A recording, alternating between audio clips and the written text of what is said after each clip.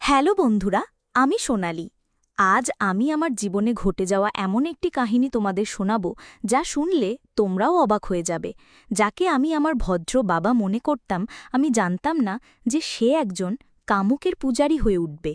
আমার তখন হুঁশ উঠে গিয়েছিল যখন আমার বাবা আমার সামনে এমন একটি শর্ত রাখলেন। হ্যালো বন্ধুরা, আমার নাম সোনালি। আমি এখন ২০ বছর বয়সী। আমার গায়ের রং ফর্সা এবং আমি দেখতে বেশ সুন্দর। আমি আমার শরীরকে সম্পূর্ণ ফিট রাখি। আমার বডি একদম চমৎকার। আমাদের বাড়িতে বাবা এবং আমার একটি ছোট বোন আছে। আজ থেকে ২ বছর আগে আমার মায়ের মৃত্যু হয়েছিল, তাই আমার বাবা নিজেকে খুব একা অনুভব করতে শুরু করেছিলেন। বাবার একাকিত্ব আমি সহজ করতে পারছিলাম না, কারণ তিনি খুবই বিষণ্ণ হয়ে পড়েছিলেন, কিন্তু তিনি আমাকে খুব ভালোবাসতেন। আমি বাবাকে খুশি রাখার জন্য সব চেষ্টা করছিলাম। কিছু সময় কেটে গেলে ধীরে ধীরে বাবার স্বভাবে কিছু পরিবর্তন আসতে শুরু করল। এখন বাবা আমার সাথে একজন বন্ধুর মতো থাকতে শুরু করেছিলেন। আমরা একে অপরের সাথে সব কথা শেয়ার করতে শুরু করেছিলাম, কিন্তু জানি না কেন বাবা আমাকে অদ্ভুত দৃষ্টিতে দেখতেন। একদিন জানি না বাবার মাথায় কি চলছিল, তিনি আমাকে বললেন, সোনালি, তোমার কি কোনো বয়ফ্রেন্ড আছে? আমি একদম ঘাবড়ে গেলাম যে বাবা এমন কথা কেন বলছেন, কিন্তু আমি বাবাকে না বলে উত্তর দিলাম যে আমার কোনো বয়ফ্রেন্ড নেই। তিনি আমাকে বলতে লাগলেন, সোনালি, তুমিও আমার কাছে খুব সুন্দর লাগো, ঠিক যেমন তোমার মা দেখতে ছিল। এখন আমি তোমার সাথে যে অনুভূতি পাই তা যেন তোমার মায়ের সাথে পেতাম। বাবার এইসব কথা শুনে আমার হুঁশ উড়ে গিয়েছিল। এমন সময় সেখানে আমার ছোট বোন চলে এলো এবং বাবাকে কোনো কাজের জন্য মার্কেটে নিয়ে চলে গেল। আমি বাবার সেই কথা শুনে হতবাক হয়ে গিয়েছিলাম। এখন ধীরে ধীরে আমিও বাবার ওপর দৃষ্টি দিতে শুরু করেছিলাম। এইসব ভাবতে ভাবতে কখন যে আমার চোখে ঘুম এসে গেল আমি টেরও পাইনি। যখন আমি উঠলাম তখন দেখলাম বেশ অন্ধকার হয়ে গেছে এবং বাড়িতে কেউ নেই। সম্ভবত বাবা এবং আমার ছোট বোন এখনও মার্কেট থেকে ফেরেনি। তারপর আমি বাথরুমে গিয়ে গোসল করতে লাগলাম। এমন সময় বাবা এবং আমার বোন মার্কেট থেকে ফিরে এলো। আমি তাদের কাছে গিয়ে কথা বলতে লাগলাম। তারপর বাবা বাইরে কোনো কাজে চলে গেলেন এবং আমি বাড়ির কাজ করতে লাগলাম। আমি সারাদিন বাবার কথাই ভাবছিলাম যে তিনি আমাকে এমন কেন বললেন। এমন সময় আমার একটি সখী আমার কাছে এসে বলল, আরে সোনালি, তুমি কি ভাবছ? এতে আমি বললাম, না কবিতা, আমি তো কিছুই ভাবছি না। তারপর আমি তাকে জিজ্ঞাসা করলাম, কবিতা, কেউ কি অনলাইনে টাকা কামানোর উপায় বলতে পারবে, কিভাবে টাকা কামানো যায়? কারণ আমি চাইছিলাম যে আমি নিজে টাকা কামাই। এখন তো আমার পড়াশোনাও শেষ হতে চলেছে। কবিতা আমাকে রাগের দৃষ্টিতে দেখে বলল, আরে চল, আমাদের জন্য টাকা কামানো তো সাধারণ কথা। তারপর আমরা দুজনেই নিজ নিজ বাড়ির দিকে রওনা দিলাম, কারণ আমাদের কলেজের ক্লাস শেষ হয়ে গিয়েছিল। আমার বান্ধবী তার বাড়ির দিকে যাচ্ছিল এবং আমি আমার বাড়ির দিকে যাচ্ছিলাম। এমন সময় রাস্তায় আমি আমার বাবাকে দেখলাম। তাকে দেখে আমি একদম চমকে গেলাম। বাবা তার সাথে অন্য একজন মহিলাকে নিয়ে ঘুরছিলেন এবং তাকে শপিং করাচ্ছিলেন। পরে আমি দেখলাম তারা কোনো হোটেলের দিকে যাচ্ছেন। আমার তাদের ওপর প্রচণ্ড রাগ হচ্ছিল যে বাবা কিভাবে এমন কোনো অপরিচিতা মহিলাকে নিয়ে মার্কেটে ঘুরছেন এবং তার সব টাকা নষ্ট করছেন। তারপর আমি সেই রাগেই বাড়ি চলে এলাম এবং বাবার ফিরে আসার অপেক্ষা করতে লাগলাম। আমি আমার ছোট বোনকে কোনো কথা বলিনি, যাতে তার মনে আমাদের বাবার প্রতি কোনো খারাপ ধারণা না আসে। তারপর সন্ধ্যার সময় যখন বাবা বাড়ি ফিরলেন তখন আমি তার রুমে গেলাম এবং দেখলাম তিনি টিভি দেখছেন। আমি তাকে জিজ্ঞাসা করলাম, বাবা, আপনি মার্কেটে কার সাথে ঘুরছিলেন? আপনার এমনভাবে ঘোরা ঠিক নয়, কারণ কিছুদিন আগেই তো আমাদের মায়ের মৃত্যু হয়েছে। লোকেরা কি ভাববে? বাবা বললেন, না সোনালি, আমি ঘুরব, আমার কারো পরোয়া নেই।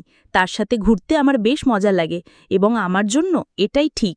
এখন না ঘুরলে কখন ঘুরব? তিনি আমাকে রাগে বলছিলেন। আমি তাকে অনেকবার বোঝানোর চেষ্টা করলাম যে আপনি এমন করবেন না, কিন্তু তিনি মানছিলেন না। আমার অনেক চেষ্টার পর তিনি বললেন, ঠিক আছে, তার সাথে আর ঘুরব না, কিন্তু আমারও একটি শর্ত আছে। যদি তুমি তা পূরণ করো তবে আমি তার সাথে থাকাও ছেড়ে দেব।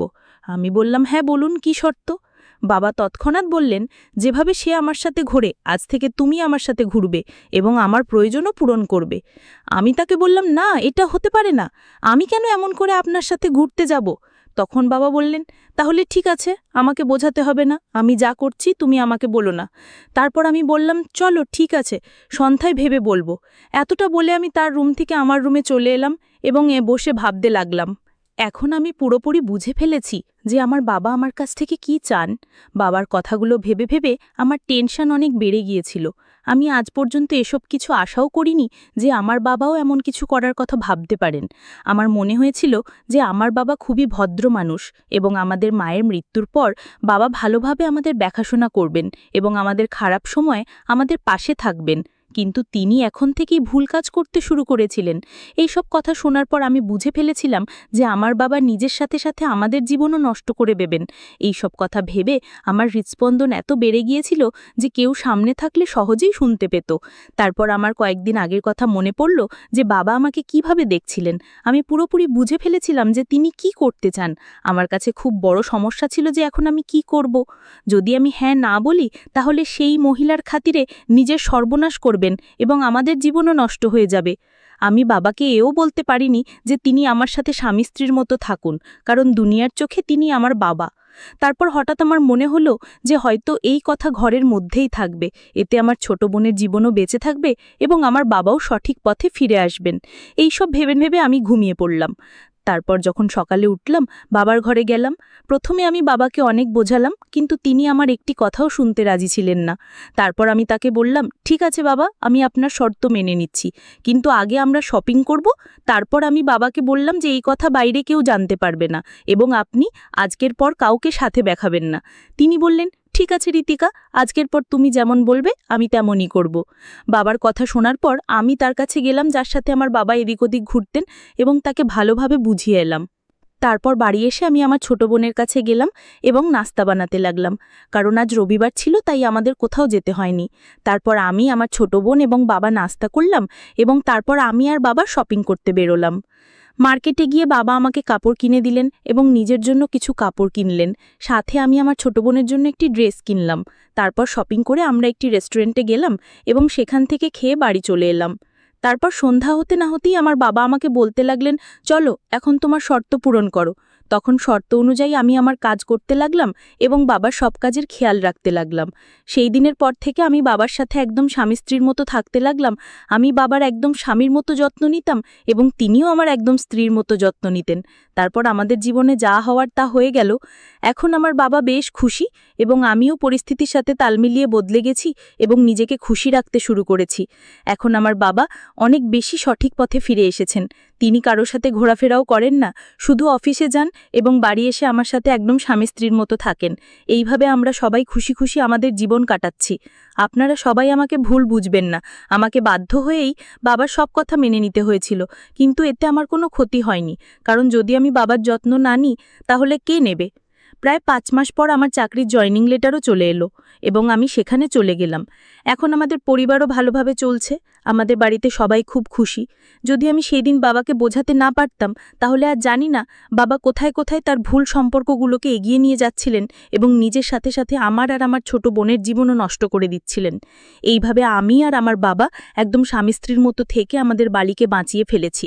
আর আগের কথা তো আপনারা বুঝতেই পারছেন, সেটা তো আপনারা সবাই জানেনই। তাই আমার প্রিয় বন্ধুরা, যদি আপনাদের আমার এই ভিডিওটি পছন্দ হয়ে থাকে তাহলে চ্যানেলটি সাবস্ক্রাইব করে ফেলুন এবং বেল নোটিফিকেশন অন করে দিন। একটি সুন্দর কমেন্ট করে জানান যে আমার গল্পটি আপনাদের কেমন লেগেছে। কাল দেখা হবে আরও একটি নতুন ভিডিওতে। ধন্যবাদ।